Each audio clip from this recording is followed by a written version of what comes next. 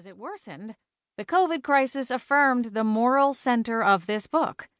Me-first individualism is deadly and dangerous to democracy. This myopia animated the MAGA right's rejection of mask wearing, twisting a common-sense public health measure into an infringement on individual choice and personal freedoms.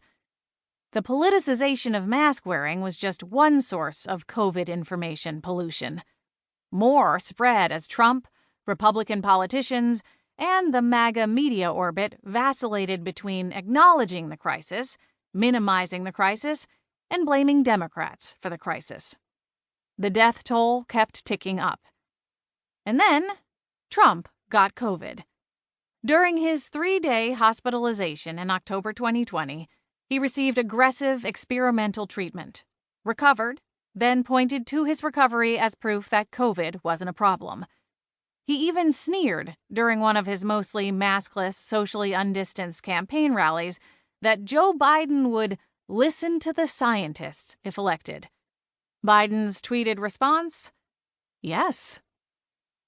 Against the backdrop of COVID-19, the country was also rocked by massive anti-racist protests, galvanized by the murders of George Floyd and Breonna Taylor and near-fatal shooting of Jacob Blake by law enforcement, the latest in a line of systemic police brutality against Black people.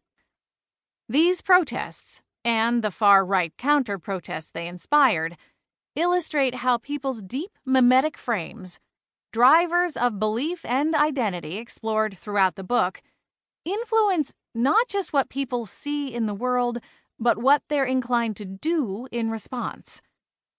The Democratic National Convention and Republican National Convention exemplified the stark differences between competing frames.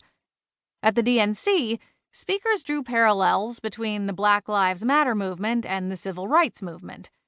Meanwhile, the RNC gave a prime-time speaking slot to a white couple from St. Louis, Missouri, who pointed guns at Black Lives Matter protesters marching past their house.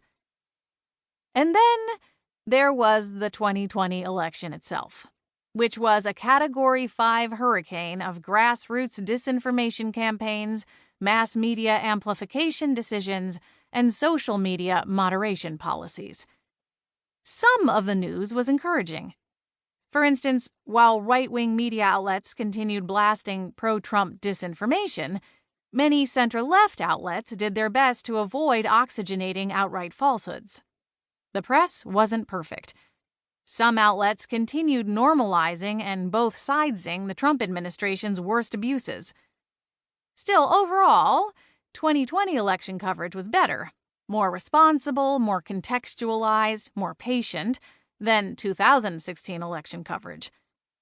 Similarly, under immense pressure not to repeat the mistakes of 2016, Twitter made a number of strong decisions about moderating election misinformation, particularly when the falsehoods were promoted by the president. Facebook made similar decisions, but ended up equivocating or backpedaling at crucial moments.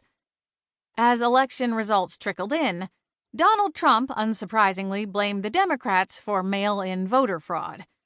The fake news media was, of course, against him too, even Fox News, which provoked Trump's wrath by calling Arizona early for Joe Biden. And Twitter was flagging his lies about the voting process just to be unfair. None of these were actual conspiracies against him, but Trump made clear that his victimhood was why the Republicans had needed to fill Ruth Bader Ginsburg's vacant Supreme Court seat ASAP. The sheer number of people who emphatically supported Trump, despite these falsehoods, or perhaps because of these falsehoods, further highlights the power of deep mimetic frames, and what happens when those frames say, "Don't trust liberal institutions. Don't listen to their debunks. Their facts are a personal attack against you." Whoever ends up winning will have a lot to make sense of, and a lot to fix. We hope this book helps, not merely to account for what happened during Trump's first term, but to account for how we got here.